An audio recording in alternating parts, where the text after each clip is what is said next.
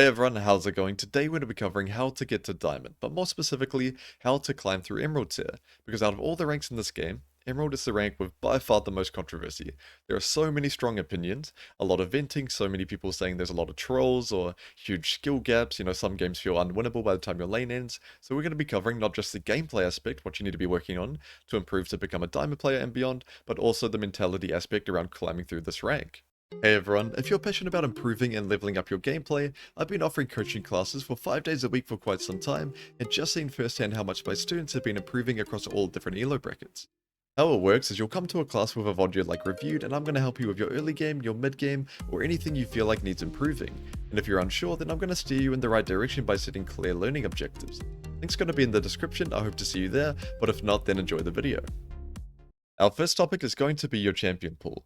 Now, from my perspective, as somebody that just climbed through the majority of the brackets in Korea, Emerald is the first rank that you get into, where it feels like the majority of the players there have a pretty good understanding of their champion. They have pretty good champion mastery, they have a couple main champs, they really only play them, they might even watch educational content, so they have a decent baseline of at least how to play the lane or maybe even the mid game on their champ. So that means it's really important for you to really knuckle down and solidify your champion pool, because even if you're smarter or slightly better mechanically than your lane opponent, if he's much better at his champion than you are really going to struggle to gain a lead in that game. So what I recommend, and this is the system that I've seen the most results for from my students going from Emerald to Diamond, is having around 2 to 4 champions in your pool, and the majority, if not all of those champs, suiting your individual player identity. Now, what your identity is, what your strength is, really depends on you to figure out. So for me, for example, I excel on strong side laning champs, champs like Camille, Fiora, Jax. They are all a very similar class of champion. So when I first started reaching Challenger and climbing to high ranks, all of my champions were really built around my individual strength. So that's what you should be aiming to do. You shouldn't play champs like Kennen as your main champ and then randomly bust out a champ like Fiora. It's going to be very different the way you play out those champs. You really want to be having an identity where you're working on certain skills that apply to the majority of your champion pool. Now, in that champion pool, it can be important to have one main champion, a champ that you just feel that you can blind pick. Maybe if you're playing game 5, give me this champion I feel the most comfortable on, and really building a high mastery on him so that especially if that champion is a good blind pick, it's going to be really easy for you in games where I'm not sure what to pick. I'm just going to pick my comfort and do my best to perform in that game. Now, you don't have to, once you've set on your champion pool, you don't have to set it in stone for the rest of your life, of course. You can cycle through champs. Now, if your champion receives a significant nerf. So let's say you loved the old Cassante last year, but he just got nerf after nerf, and now he's not that good in lower elo brackets. You can cycle him out and maybe come back to him later when he's feeling better for you, or even if the champion didn't get a nerf, if you just don't like playing the champ anymore. You just feel like, oh, I'm playing, let's say, Jax because he's objectively strong in solo queue and he fits my playstyle. I'm trying to get good at him, but you just really struggle on him. In that case, you can drop him. You can come back to him later on when you feel that, some more motivation, but just be careful not to cycle out your champs too frequently. Don't swap out your champs every week or so. Oh, I feel like playing Rumble this week. Oh, I feel like playing Kennen the next week. It's not really going to work out very well like that. You really need to put a lot of intention into it. And if you're adding a champ to your pool that you haven't really put much time into in the past, really follow the proper steps. Watch some educational content, practice it in normies or on a Smurf, and then feel confident to bring it out in ranked. And for a bonus point, and this is something I've really come to value recently in terms of your champion pool, and that is having a champion that excels into neutralizers. Now, I will say this is optional, but especially in Emerald tier, having a champion that does well into them can feel extremely good, because I've seen so many players complain about, oh, I'm up against champs that are hard to get a lead against, champs like Gragas, champs like Skarner, so I'll call them neutralizers, or Tahm Kench, and by the time the lane is over, even though I outscale them later on, maybe I'm 1-0 with a 10 CS cap, it feels like the game is over, my bot lane exploded, and because I was up against a champion that's so hard to punish, I wasn't really to have much impact in the game. Now, this may or may not be true depending on the game. Maybe you could have gained a bigger advantage and spread your lead around, but having a champion that excels in shutting down those neutralizers, and they also scale well into them, is going to be very beneficial for your champion pool if you can have one in. So for example, neutralizers, champs like Skarner, champs like Tahm, champs like Sion, where it's very easy for them to go even without being significantly far behind, and they're always going to be useful in the game as more of a frontline role. Having champions that do well into them, so champs like Darius, champs like Gwen, champs like Olaf, champs that can run them down and keep them stuck in the side lane, champs like Twisted Fate, there are a lot of options for you, but if you only have champs in your pool that don't do that well into them, say you only play champs like Jax and champs like Renekton, and you're really struggling, Into champs like Malphite and champs like Skarner getting significant leads against them. Now, you could be probably doing more in your lane, don't get me wrong, and you should never use champion pool as an excuse for you not carrying the game, because of course people can get to master tier plus on any champ, but I will say having a champion that excels into neutralizers will make your job a lot easier. So when you verse, oh, I'm up against Talm or Gragas, if I play my main champ, I'm going to hope to go even, but if my bot lane explodes, the game might be over. Having a champion that does well into them, it's very easy to get kills against them, and they also scale very well. So champs like Darius and Gwen are great ones. Champs like TF, they scale well, they win the lane, they win the side lane. There's not really a point in the game where the neutralizer will do well against you. Those champs can be very beneficial to have in your champion pool if you have high champion mastery on one of them. Now, you've probably noticed down below I have two examples of champion pools, and these examples are from current students of mine who have recently made the climb from Emerald to Diamond. I'm going to be talking you through how we settled on these champion pools that work for them, and also the trial and error that went into it. Now, for student number one, his initial pool was just Aatrox and Ornn.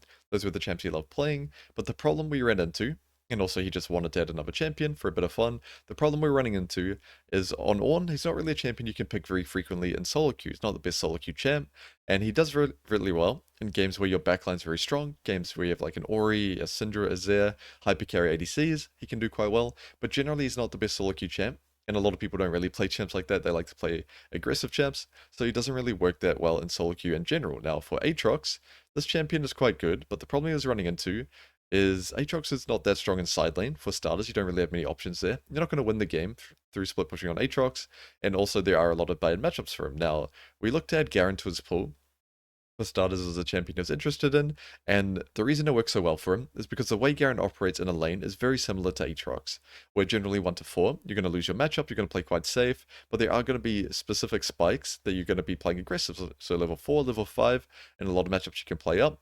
Level 7 after first recall, you're really strong. So the way he played out his matchup was very similar. Now, the problem is with Garen that he ran into, the learning curve, was he had to learn how to proxy, how to play that type of style, and also how to be more selfish in side lane. But he was already quite good at his mid-game macro by the time we added Garen, so that was quite good for him. And generally, the laning phase was very similar to Aatrox in a lot of aspects, and once he learned the extra concepts that you needed to learn for Garen, he did quite well on him. Now, a champion we tried to add that didn't work was Jax. And I thought about it a lot, and the reason I believe Jax didn't work for him is because on Jax, you cannot be a pushover in lane. You can't just chill back and wait for spikes.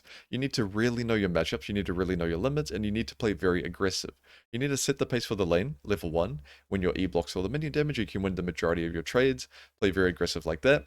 Where he wasn't really used to that type of style. He's used to playing champions like Ornn, like Aatrox, like Garen, where you sit pretty far back and you chill. In a lot of matchups, you just play for wave and play for specific spikes. Where Jax, I believe, you really need to snowball the game and play quite aggressive, which is a style he wasn't used to. So it's a champion he didn't remove from his pool completely, but added as a counter pick, and he mainly looked to play these three. Now, as for student number 2, his initial champion pool was Renekton, Nara, and Cassante, and the reason I believe Jax was such a great pickup for him is because he really needed a bridge between Renekton and Nara, where Renekton, quite powerful in the early game, quite weak in side lane, and Nara quite powerful in side lane, quite weak in the early game, where Jax is a great middle ground, where he's quite powerful in lane, quite powerful in side lane, and of course there were some learning curves, where Jax's level 1 is stronger in both of these champs, so you really have to be pushing your limits there.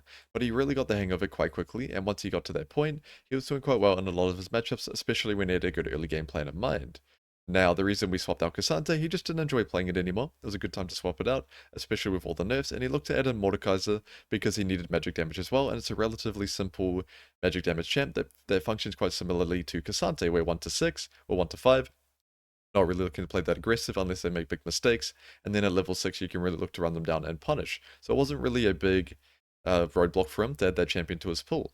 Moving on to champ select intensity.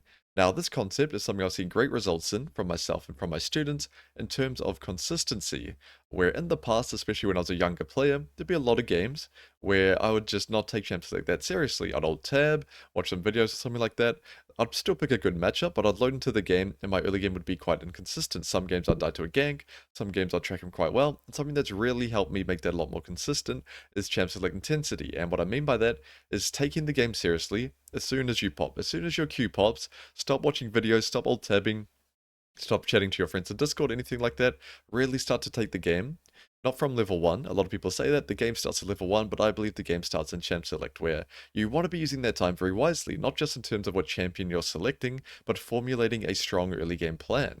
Now, of course, the first couple minutes of Champ Select is going to be spent trying to get last pick, hopefully, and trying to pick the best possible champ from the game that works from your champion pool. Now, I have made a Champion Select guide, so if it's something you struggle with, that could help you out. But as soon as you have your champion locked in and you see the enemy champion, you really need to be settling in on your early game plan. You need to be planning it out, and I've broken it down into 5 main points that can help you, and you need to be trying to settle this in Champ Select and loading screen before the game begins. Now, the first point, and one of the most important in my opinion, is how is my first 3 waves going to go?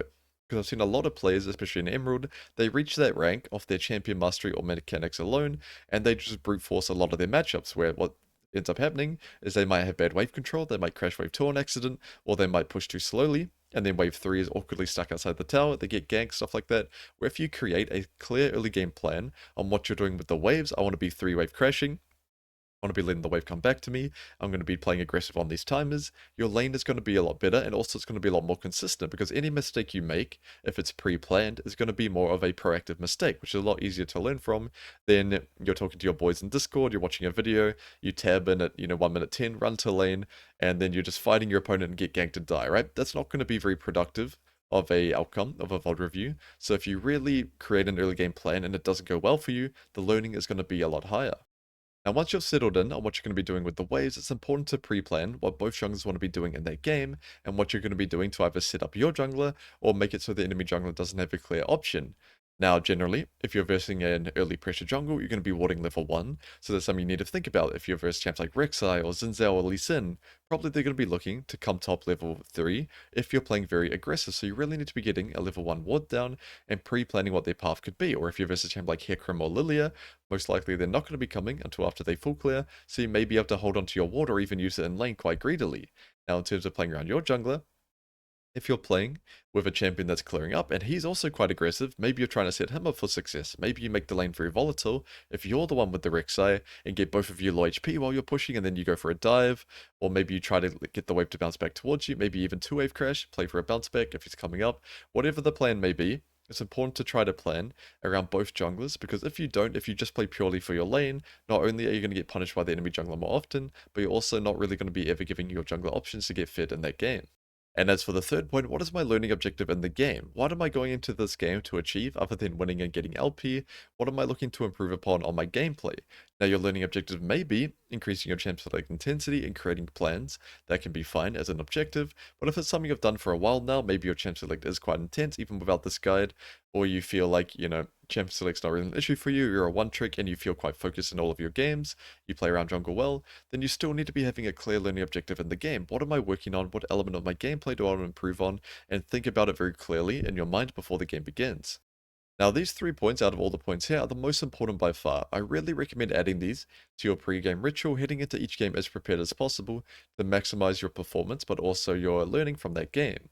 Now, the other points in this category, I would still classify these as the top priority, is what is a key element to trading in my matchup. So every champion you play against has major spells. So for example, up against Aatrox, his Q, where you want to be baiting out to use his Q or close the distance so he doesn't hit the sweet spot of the Q, and not just hitting farm or walking towards him with no intention. Don't just spam right click onto him on a champ like Udyr, for example. Try to bait out his Q. Walk towards him, step to the side, try to close that gap, and really bait out his spell with intention. And it's the exact same thing versus a champ like Alawi. Her key spell is of course going to be her E, where you want to be using the wave to block it or walking towards her pretending you're going to trade onto her and then dodging it. So for example, if you're playing Jax versus Alawi, maybe you walk towards her with your E up, spinning towards her, putting a lot of pressure, but then you just sidestep. You don't Q onto her straight away, you make her waste her E, and once you've dodged it, you jump onto her head, and the trade is going to be very good for you. So a lot of matchups you play against will have a key spell, and it's really something you should be thinking about. How am I going to be playing into this champion's main win condition or this champion's main ability? Now, the final point is, of course, the level 1 options for both teams. The reason this one's last on the list is most teams don't really do an Emerald level 1 plays.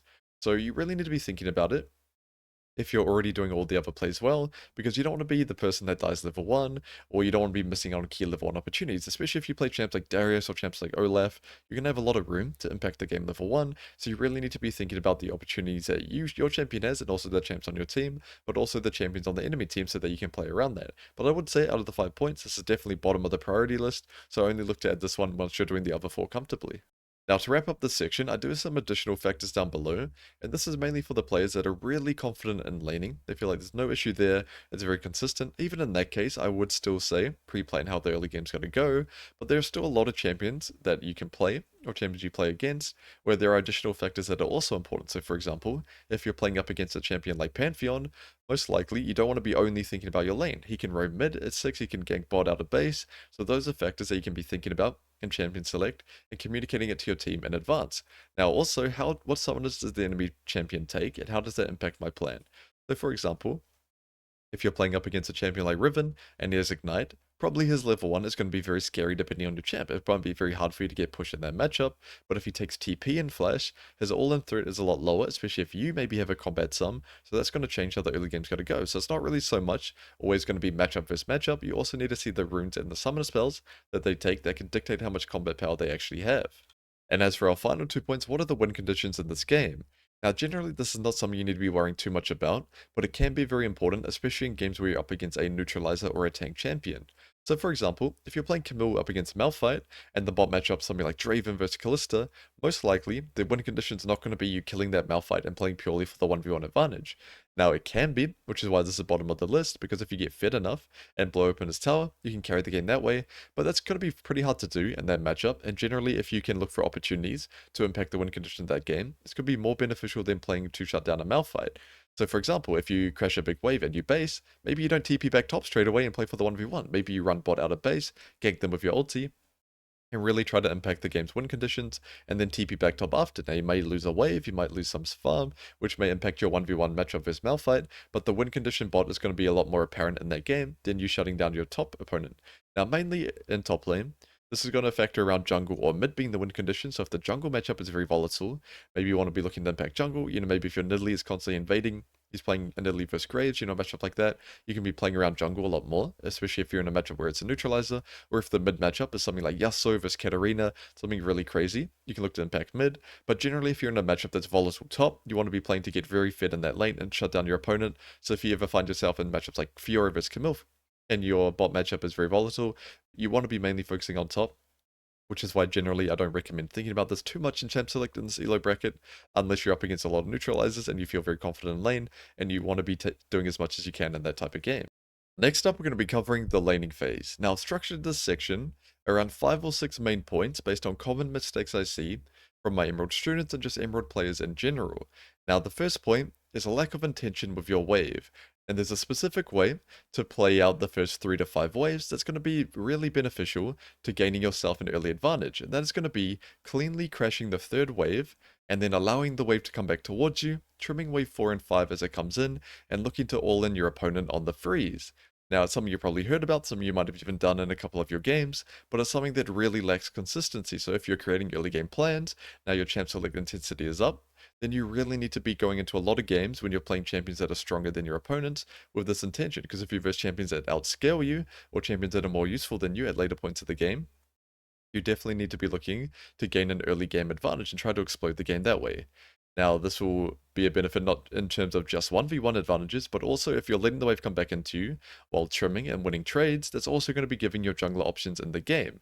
So as you can see, my example here, I'm playing Jax versus Olaf, so I'm looking to trade as much as I can while I'm pushing in the wave. And now the third wave is here, I'm looking to push it as fast as I can. So I'm crashing wave 3 right now, and then I'm going to be looking to base and allow the wave to come back towards me. The reason I'm basing is, for starters, I'm missing 300 HP, so it's always good to get that back to be at maximum combat power, but also I can afford a longsword, so even more combat power. If I was full HP, I probably would have stayed in this lane and just let it come back towards me, because if you choose to stay, you can trim the wave a lot easier. Or if I had TP, maybe I would have based it. I definitely would have based and then TP'd back and been in lane a lot faster, so I can trim it. So as you can see, I'm jumping to my creeps. I'm getting back here as fast as I can because I really want to be poking this guy as it comes in and trimming the wave.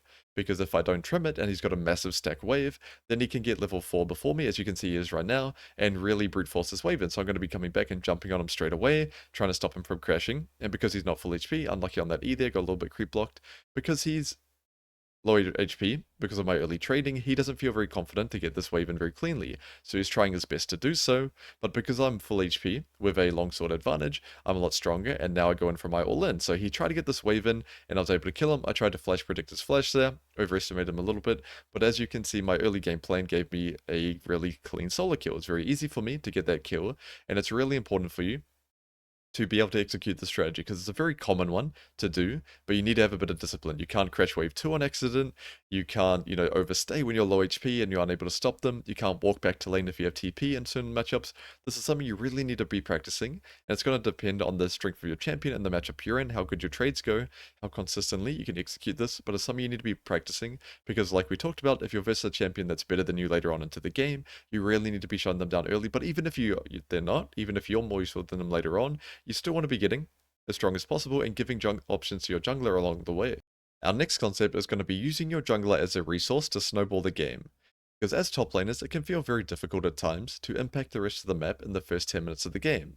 Now that does heavily depend on your champion. If you play champs like Malphite or Rumble or Pantheon, you probably can. But if you play a lot of carry tops, and especially if you're in a volatile or a counter matchup, it can feel very hard to find timers to impact the rest of the map. So using your jungler as a resource and getting not only yourself an advantage but them as well, they can use that lead to attack the rest of the map. And this is something I see a lot of my Emerald students lacking, where they play out their matchup quite well compared to, lower elo brackets, but they're not using their jungler or getting him involved and using him and snowballing him as their way to win the game. So in this game here, I'm playing Fear of his Renekton, so I've been counterpicked, and he started W because of a level 1 trade. That's why I got chunked and cheesed, and that's why I awarded level 1. Because I started this matchup half HP, so even though Hecarim can't really 3 camp, where it's really bad for him to do so, I would have level 1, and ignore that flash ignite there. I was getting a bit optimistic there, going for the kill. That's a mistake on my end, but I'm playing around the enemy jungler quite well, and more importantly, I'm using my jungler as a resource in this game. Because my jungler started bot side, he's clearing up, so I'm really going to be looking to use him as a way to get fed. So I crash wave 3 here, and I base, like we talked about in the previous example, and I'm not going to be doing this alone. I just wasted my ignite flash very poorly, and it's going to be very hard for me to punish this strong counter pick matchup and all in from full HP versus full HP, especially because he utilizes teleport. So now I'm walking back to lane with the intention to get my Bel'Veth involved. Now he chose to gank bot, which was good by him, he got a double kill, but I'm looking to get him involved in the game. So I'm on my way back top now. My intention is not to kill this Renekton, it's to take smart trades and trim the wave as it comes in so that I can keep my wave in a good position for my Bel'Veth. So here, bad trade by me, I should have really not looked to trade there. Not too bad in the end, but he was level 4 while I was 3, so I probably shouldn't have traded, but because I had D-Blade versus Longsword, and he just had D-Shield, that's the reason I took the trade in this example, but you should watch out for that timer when the wave is coming back towards you. Now I've frozen the wave here quite nicely. I'm going to be looking to keep it frozen, keep it trimmed, do little trades onto him with my Q and my Scorch, and get Bel'Veth involved. So you can see I'm pinging already for assistance. I want Bel'Veth to come as soon as he's done his blue, and punish this Renekton. So here, you can see he's doing crab as well, classic jungler. Keep that in mind, don't just ping your jungler and then automatically expect him to come. Give him the information, and you can urge him strongly, you can drop multiple pings, but it's really important that you play around what he wants to do as well. So here you can see, I bait in the Renekton, he wastes his dashes, and now we're able to easily kill him, and my jungler got a kill. Now the Bel'Veth ended up carrying the game, and of course he did get some kill spot as well. I'm not saying the kill I just gave him top was the sole reason he carried this game, but I used him as a resource to win a very difficult matchup. After this I started hard beating the Renekton, but I also got him stronger than he would have been if I didn't play for him. If I just played out my lane normally, or if I just played purely individually, he probably would have just full cleared. If I didn't give him the information needed to make that kill, there's a chance he didn't go for it. So using your jungler as a resource to get fed is going to be very important, and keeping in mind where they start is going to help with that. If they start bot and they're clearing up, you want to be getting your wave in a good position by the time they finish their clear, or by the time they're looking for a gank, to get them fed in the game as well. Moving on to our next point, and this is a common mistake I see a majority of Emerald players make, and that is lack of intention with your wave control. I'm not saying you need to be a master of wave control to make it through this elo bracket, although wave control is very important, but having no intention with what you're doing with your waves is really going to slow down your learning and really make you lacking in that aspect. Now there is a specific point of wave control intention that I see as a recurring problem, and that is not really being clear on if you're hard pushing or slow pushing a wave. You should always be asking yourself, is this a slow push wave, or am I going to be hard pushing it every single wave that comes in?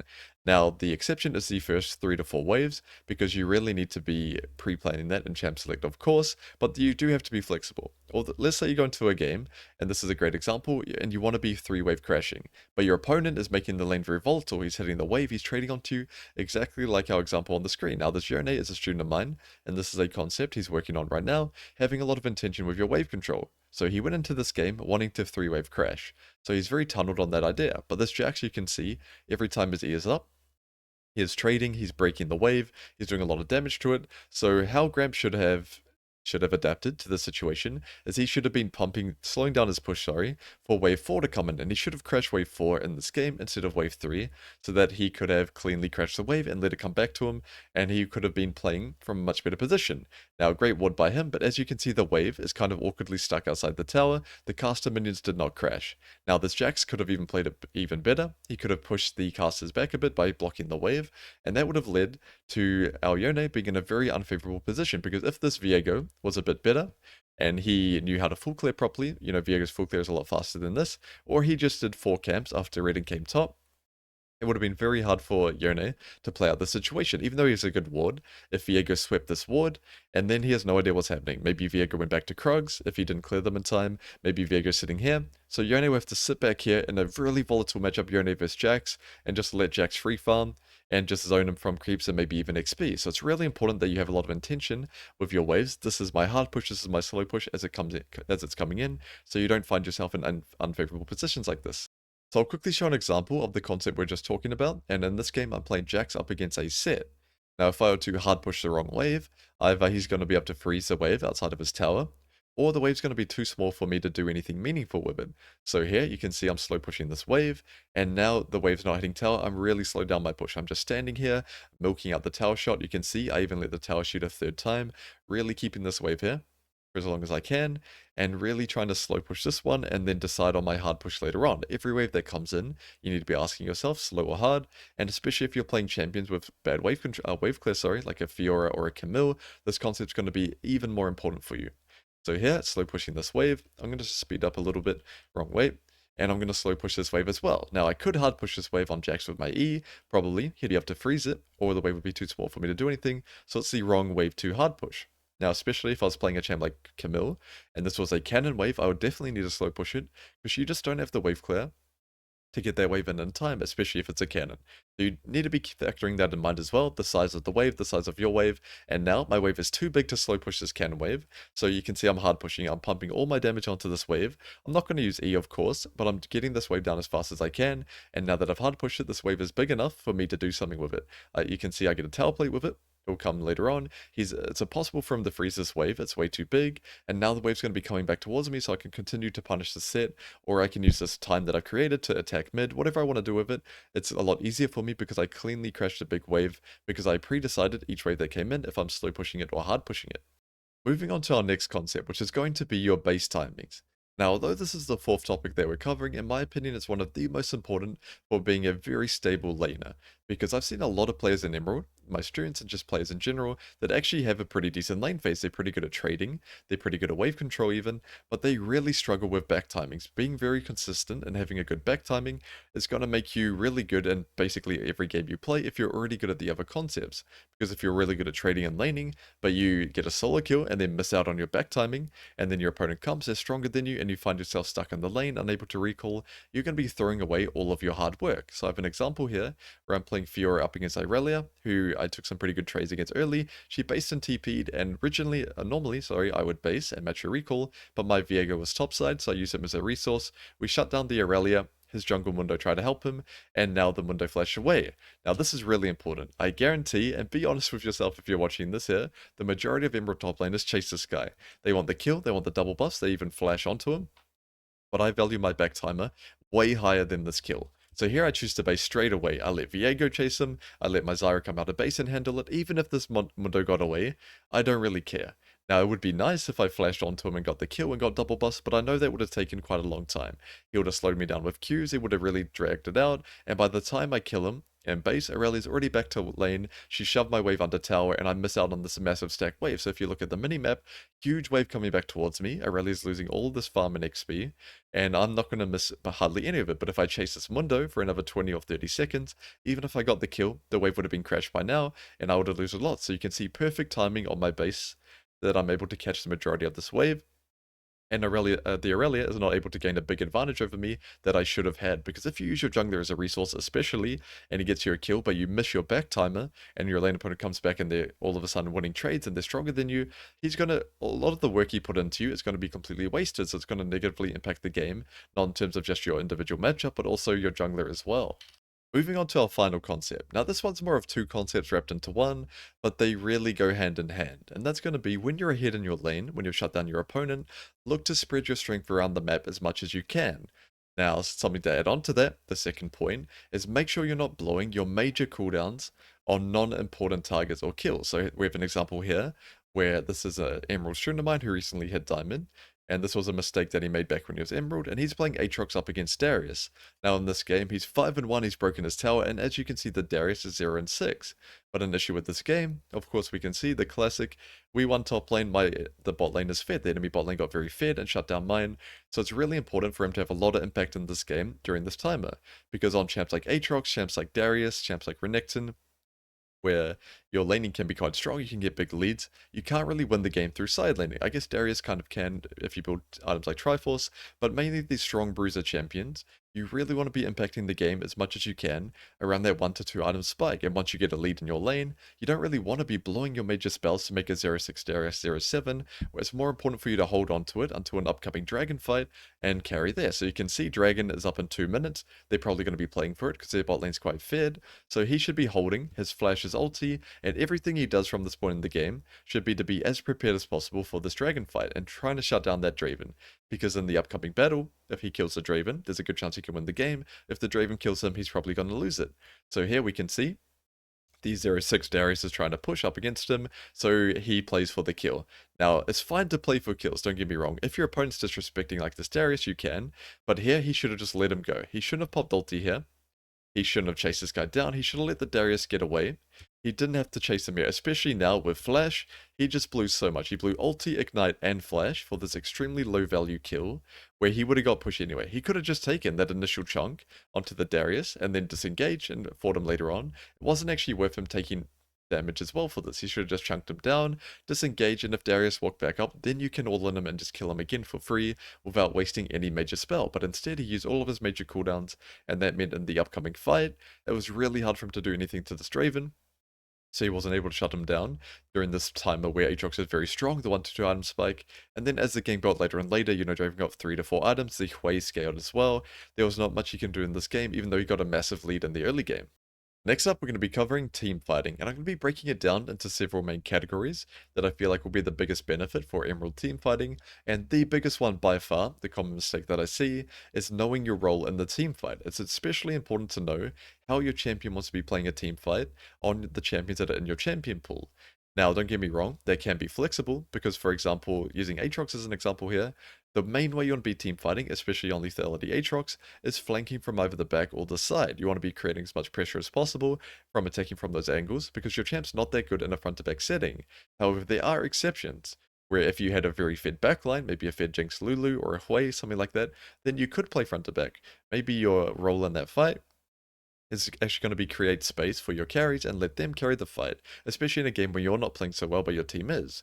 But in a game where your backline is very weak, so this is a good example, and this is the same student as before. Now Diamond was Emerald in this clip, and in this fight he's playing a front-to-back team fight, where in this game his bot lane 0-10, really struggling, the enemy backline Hui compared to Yone, so way stronger backline on the enemy team, but he plays this fight as a front-to-back. Now, although this is the best fight he could have hoped for in a front-to-back setting, the Draven makes a huge positioning error, and he's able to one-shot him, as you'll see shortly, where he's walking up. The fight still doesn't go in his team's favor. So here you can see Draven just completely trolling, gets one shot, 1k shutdown. So although the result is actually pretty good for this game state, you can see there's no way he can win a front-to-back fight. He gets CC locked to death, he's chasing down the Hui, and gets completely wrecked, where if he clearly understood his role in this fight, he would have killed this Draven and then disengaged the fight. He would have held on to his spells and maybe approached from the side trying to annoy Hui, or just backed it off because he knows he's not going to win a front-to-back fight. This kill was quite lucky, because the Draven heavily mispositioned, but there's no way his champion can function in a front-to-back setting when the enemy backline is as strong as the Hui is in this game. So I'll show an example after this of him learning this concept, how to use his champion well in a fight, and executing quite well. Now, to set the scene for this example, very similar game state. He did well in his lane, his bot lane got destroyed, but the way he plays his teamfight is way better even though he's much less fed in this game. Now, as you can see, his team is pushing mid playing for this dragon, but instead of grouping up with his team and playing front to back, he's sweeping his way into a flank. He's being very creative, checking each bush one at a time. He brought a pink, he brought a sweeper. Really clear understanding of how to play as champion in this game because it's a skill he's been working on for a few weeks now. So you can see Seraphine, they have strong enchanter front to back team comp, and he snuck into a nice creative position where he's able to reach the team as a flank. So Seraphine gets completely caught off guard, gets one shot here, even burns the Shen ulti, so he starts off this fight already in a pretty much unlosable position. One shot Sera Enchanter, burns Shen ulti, burns Nocturne ulti, and he's still full HP, hasn't taken almost no damage in this fight, kills the Nocturne, and then he just finishes off killing all the champs that are trying to peel for his team. So he created a situation where the team fight was very hard for the opponent to play. If this was a front to back, anyone can play that. They sit back with their enchanters, they do more damage in the enemy team's backline, and just hit whoever's in front of them. But he created a situation where he swept his way in, he started the fight unseen, one-shot their enchanter before the fight began, and the rest of the team was panicking to save them. So you can see everyone just compensated, Shen ulti, Nocturne ulti, everything, trying to desperately save the enchanter, and he single-handedly carried this fight from the skill he's been practicing for a few weeks now. Now, before I dive into our second concept, there's a mindset shift I really want you to have, and that is to stop relying on your TP. You can't just go into side lane and just think, oh, if my team gets caught out, if they get engaged on, I can TP in and still be a part of the fight. Now, of course, there will be games or situations where that works, but more often than not, especially around the Emerald to Diamond Elo bracket, when I see top laners play in this way and have this mentality, what will end up happening is you'll TP in, you'll arrive to the fight, and by the time you're there, because you TP'd in after you saw the engage, the fight is already decided. Maybe you come in and you clean up a kill or two, but once you arrive, all the primary engage tools are down, the major cooldowns, maybe some of your teammates are dead, maybe someone on the enemy team's dead. You're not really going to be the difference maker in the team fights if you have their mentality. Instead, I want you to be thinking about, I want to be arriving at the fight before it begins, so that I can do as much as possible in terms of that fight, but also I can get in the best position possible. So I have an example here where they have 3 dragons. Now, if I went straight to top here, even though I'm playing a strong side laning champion, Jax, and I even built for side lane, because our team fighting power was quite low as I was building my item, we did win a fight or two, but generally our win con was mainly going to be through side this game. Now, as I was saying, if I deployed straight through side here, and the gate slowed down the game like that, then either they play around Baron, and maybe a fight begins around mid before I get there, or the worst case scenario, in this game they have 3 dragons, the 4th dragon will spawn, and then the game is very difficult, because if 4th dragon for the enemy team and Baron is up at the same time, whichever one you choose to play for, they can just go to the opposite and they're always going to be happy. So instead, it's really important for me to force a fight before it gets to that point. So I went straight here, I pink warded over the bush so that I'm here unseen, and I was looking to be a part of this fight before it begins. You can see, not everyone is quite ready, but I'm in the best position possible. Galio's just getting ready for the fight, and I was able to cheese him in this bush.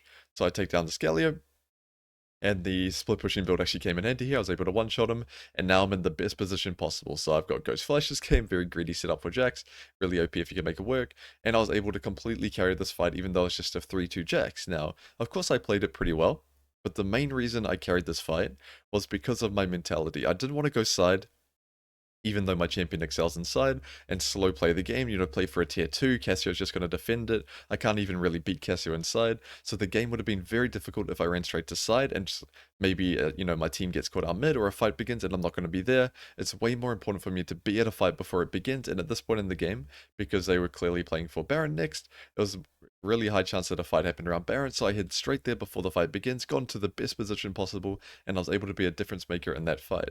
The next skill I want you to be keeping in mind when you teamfight is holding onto your spells until the right time.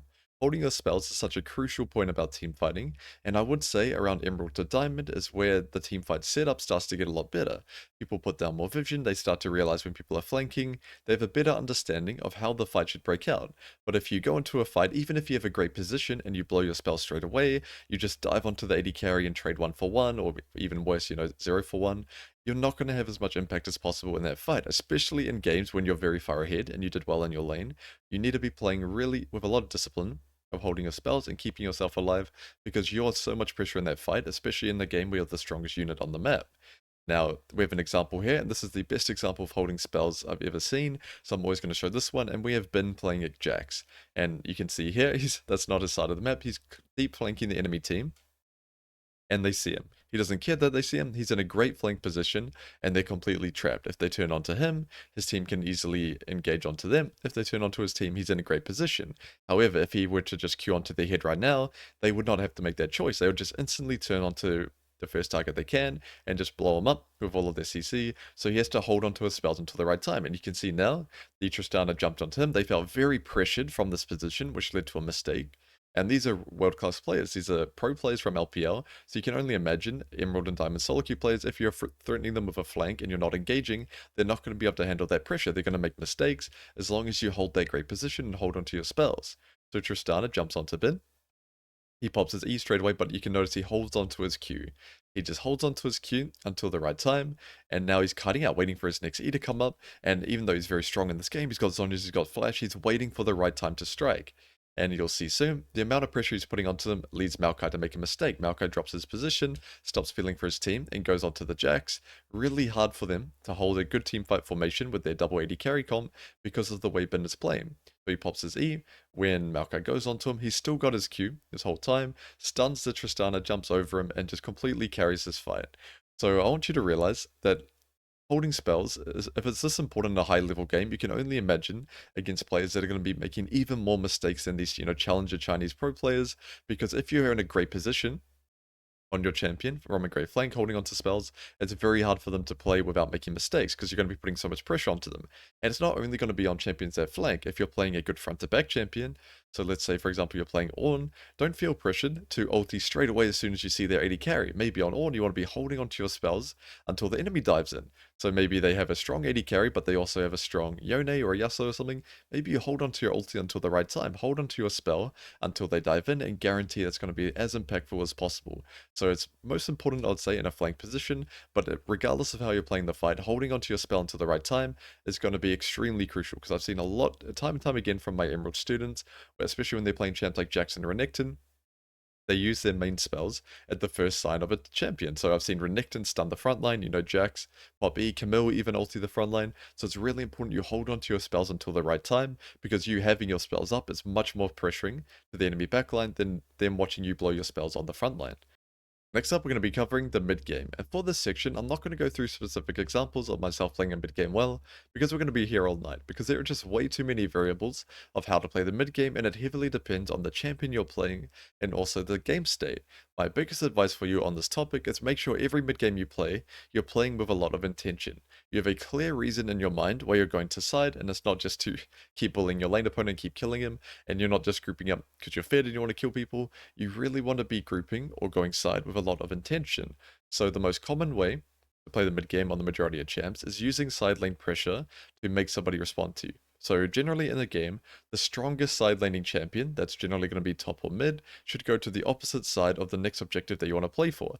So if Dragon's spawning in 3 minutes, you guys want to play for that, and you're playing a champ like Fiora, most likely you're going to be top. But in a game where you're playing maybe a champ like Jace or Kennen, and your mid laner is playing like a Yone or an Irelia, then he can go opposite side. So you want to be going opposite side and creating pressure and pulling people away from the objective.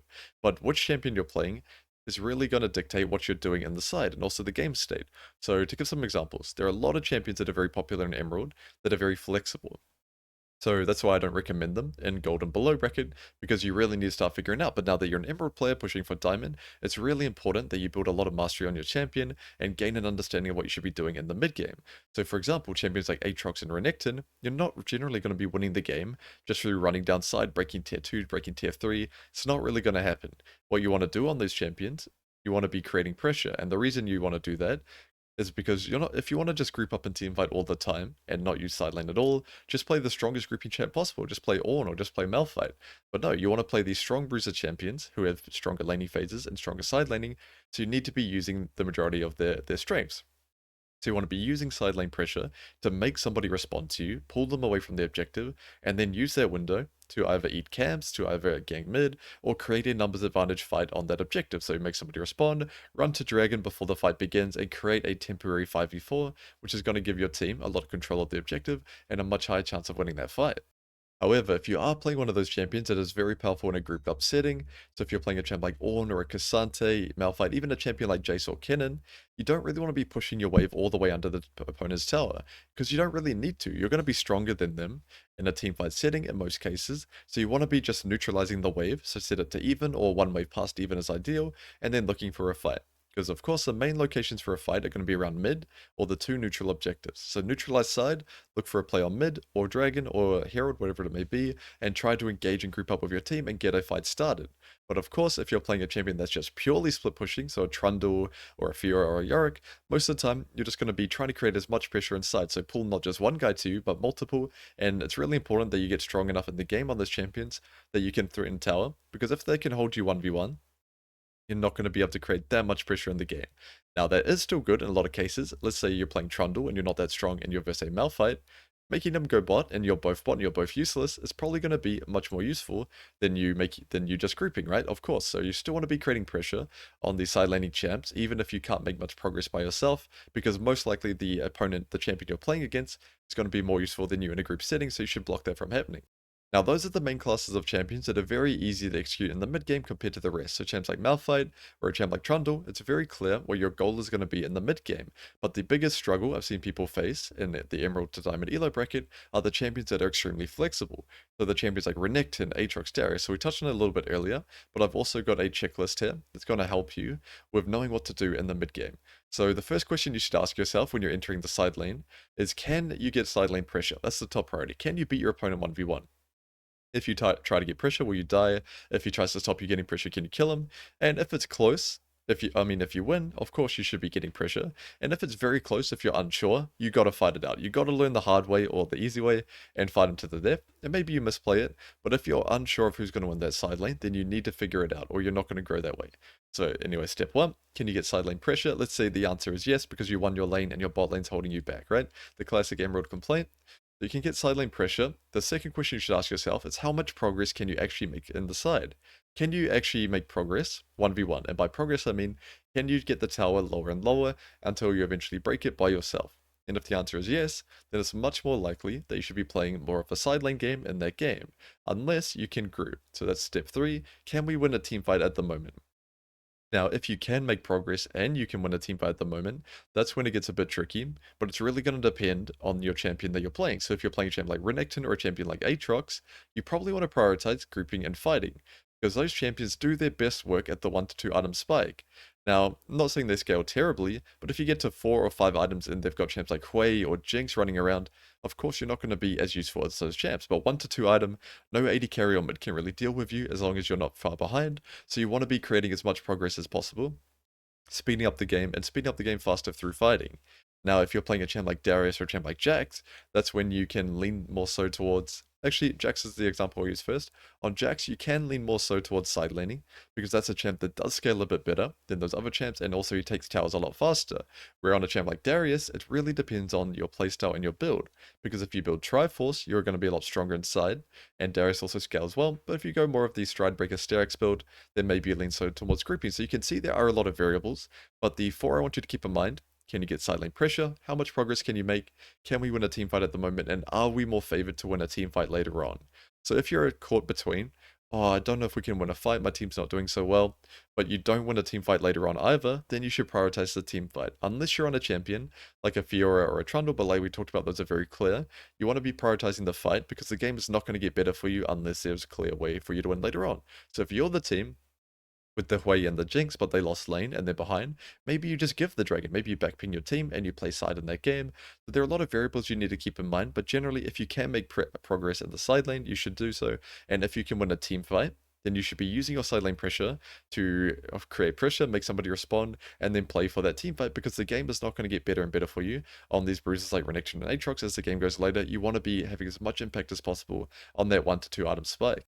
Next up, we're going to be covering mentality and mindset. Now, I find this topic very interesting around the Emerald Elo bracket, because a lot of complaints I see, a lot of venting, is not really based on the gameplay in the game. A lot of the complaints I see are based around the behavior of your teammates or the unfair matchmaking. The matchmaking you deem to be unfair because there are big skill gaps. Now, as someone that recently climbed through Emerald in Korea, I'm going to say those skill gaps will happen. Especially in Korea, if you have a jungler on the enemy team that was high diamond last season and they just dropped down, or maybe they were, D4, Emerald 1, something like that, they're going to be much stronger than if your jungler was an Emerald 4 player or just climbed from plat. And I've even seen some complaints of account transfers or someone, winning all their placements and popping in, stuff like that. Of course, there are going to be skill gaps in the game, but trust me, there's nothing harder to play against than in Challenger. The enemy bot lane is pro player duo or two different pro players, and your bot lane are random to autofill. Those games feel almost unplayable because your bot lane's going to get destroyed the exact same way as they would in Emerald, but the enemy bot laner is not going to make those big mistakes that cost them the game. But the bot laners you face in Emerald are going to make those mistakes. It might be hard for you to see them, but if all you're focusing on is the big skill gap between maybe bot lane or maybe jungle or something like that, you're not going to be working on yourself because there's always room to win those games. There are going to be games you play that are out of your control. That's true, but you can't let that become a conclusion. Every game your bot lane loses is not going to be unwinnable. Some of them may be, but there's still going to be a lot you can do in the game because top lane, especially right now, is in a very good spot. You can carry a lot of those games. If you win your lane just as hard as the enemy bot lane does, you're probably going to be 2 or 3 levels above the enemy AD carry, and you're going to have a lot more options in the game. You can actually use side lane, you can group at the right time, you can create pressure, where all the AD carry can really do is farm and group. Now, of course, they have a support as well, who can also make plays, but you can still definitely be the difference maker in those games, and the majority of them, if you play well. Every bracket you climb into are going to have different challenges. Now, the challenges you face in Emerald might not be as ideal for you.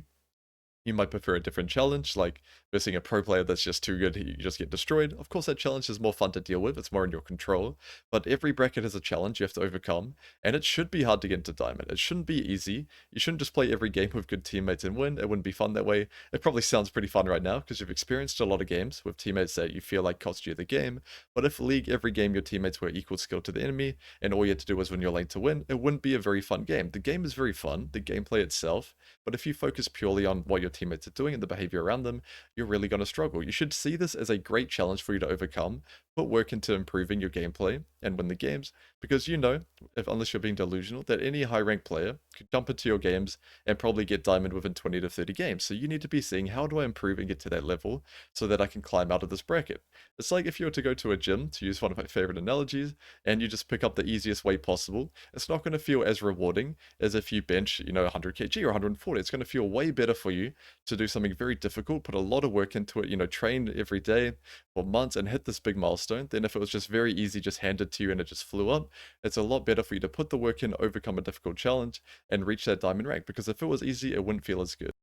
Now, the second biggest issue I see people have with Emerald is there are a lot of games that you'll feel like, by the time my lane phase is finished, the game feels completely over. My bot lane's just 0-10, my jungle got stomped so hard and I had to play safe. It feels like by the time my lane is over, even if I'm even or slightly ahead, the game is over and there's nothing I can do.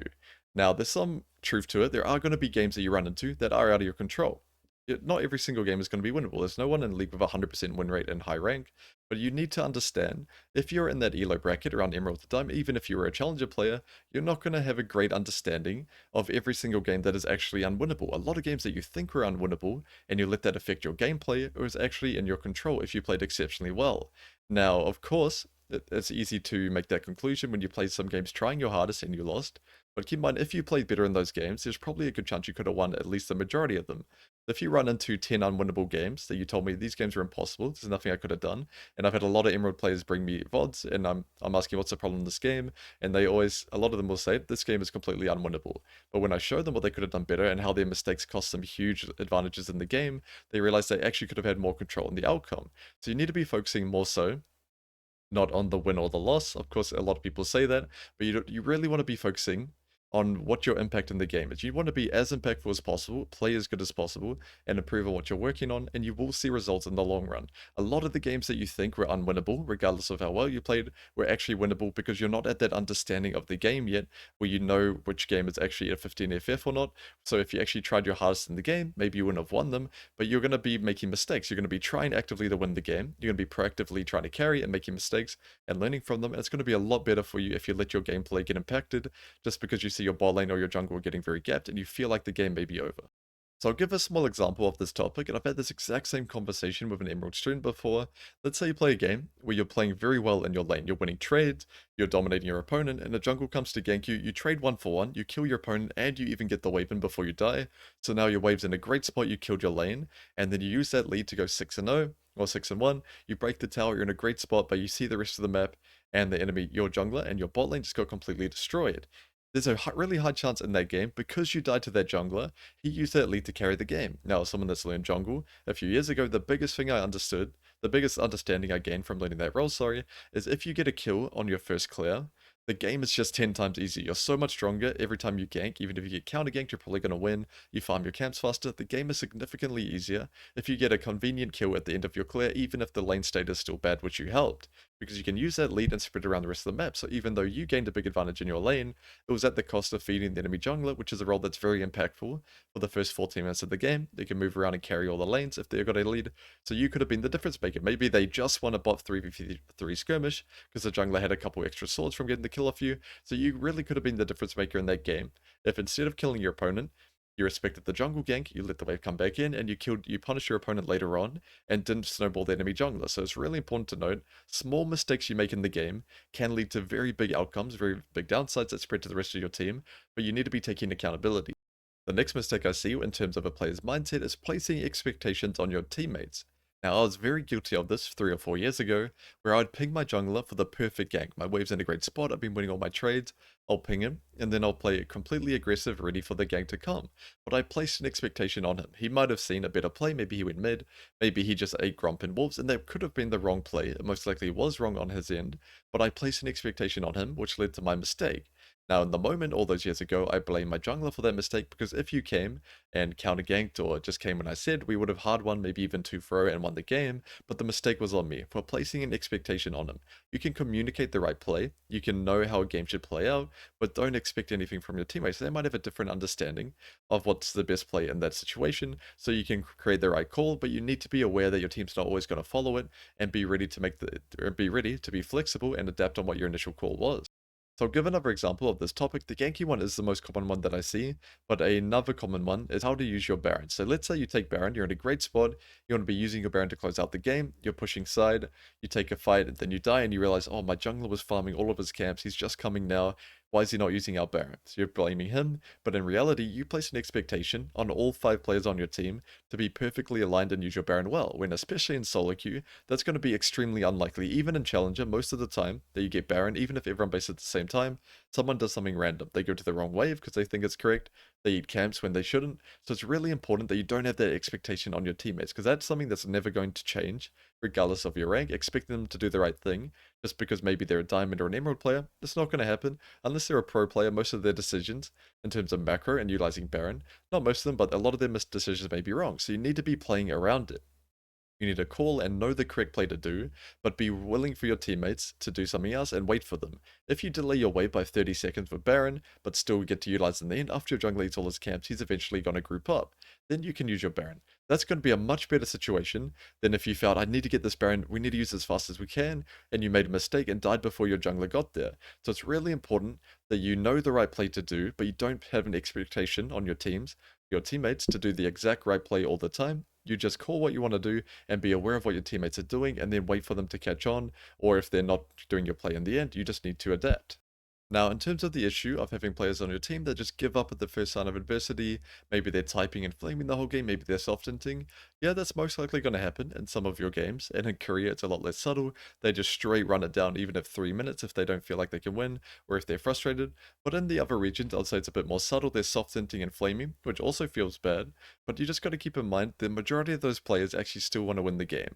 It might not feel like it by their behavior, but if you show your teammate that you're a clear win condition in the game, then it's going to be a different story, because the best way to untilt is to win the game. Of course, you probably felt it in games where you're tilted, so just do your best in the game, have as high impact as possible, because even if he doesn't let you win, even if he still softens when you're a clear win condition and ruins the game, you're going to take a lot more from that game of doing your best to be the difference maker and carry him over the finish line than if you just sunk to his level and typed or anything like that, and you let his gameplay impact your performance. So for starters, you should never be playing with chat on anyway, but just keep in mind, you will have players that underperform due to their emotional state. And that's just another hurdle in the game. You're also going to verse players, and because you only have 4 players on your team and the enemy has 5, if you can tilt the enemy top laner and spread that to the rest of the team, it's much more likely that the enemy team as a tilted player, unless you're tilting in the majority of your games as well. So you really need to be focusing purely on having as much impact as possible, because if you're carrying the game, there's a high chance the enemy team will tilt a lot more than yours, because no AD carry, or mid or jungle or anything like that,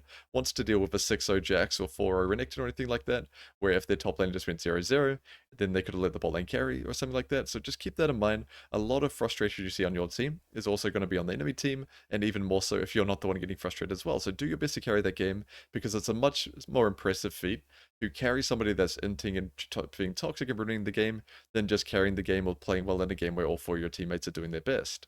And the final point, start to take more accountability for the game. Your influence in the game is going to be a lot higher than you expect, so you might as well try your best to be as impactful as possible, regardless of what happens. Because it's better to be delusional in the sense of, oh, I should have been able to carry that unwinnable game if I just played a little bit better, even if maybe, Keen would have lost that game, than to be the reverse, where you're delusional in the sense of, oh, I can't win any of these games, my bot lane just gets destroyed so hard, even though I'm winning my lane every game. It's really important that you don't fall into that trap, because it may feel like you get 3 or 4 games in a row where your bot lane gets completely destroyed and there's nothing you can do, but the reality is, maybe in 2 or 3 of those games you would have been able to carry if you played very well. So don't let that stuff affect you at all. The performance of your teammates shouldn't matter. All that matters is your goal. You want to be hitting diamond, or maybe for some of you master and above, so you really need to be improving on a lot of these topics that we've talked about today in this video, and really trying to fix your mentality as well, because I've seen so many people in the emerald bracket struggle with a lot of these issues. But just keep in mind, your performance in the game is your top priority. You just want to be improving and performing, and a lot of these games that felt impossible in the past will soon to be in your favor. Alright, now it's time to finish off the video with the main takeaways. These are the key points I want you to keep into your mind before you queue into your next game, ready to make some changes to your gameplay. And the first point, of course, the game is going to start from Champion Select, not from level 1, not from when the minions are in the middle, from Champ Select. Start to create a clear early game plan, go into Champ Select with a lot of intensity, pick the best champ for the situation, formulate a plan of how you're going to be using the waves, the trades, playing around the jungle, and really bring out your best gameplay, because if you play at 100%, it's a lot easier to push yourself and reach that next level of your gameplay. And also, make sure you're bringing that intensity and that intention behind your decisions in the game. It's really important that you don't just autopilot games, or you just, do what your team wants you to do. You need to have clear intentions of what you're doing. Why am I going side lane? Why am I grouping up here? What am I hoping to achieve? And then if it goes well or go wrong, you're going to learn a lot more than if you just autopiloted in that game. Now, the third point, of course, we touched on it a lot in the mentality section. This is going to be difficult, especially if you're watching this video. You're probably looking for ways and, methods to improve yourself so you can climb out of this elo.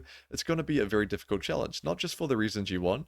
It's not always going to be you versus opponents that are better than you in lane. If you beat them, you win. If you lose to them, you lose. It's not going to be like that. There will be some games where that happens, but more often than not, a lot of the challenges you face will be trying to have as high impact in the game as possible and be the difference maker.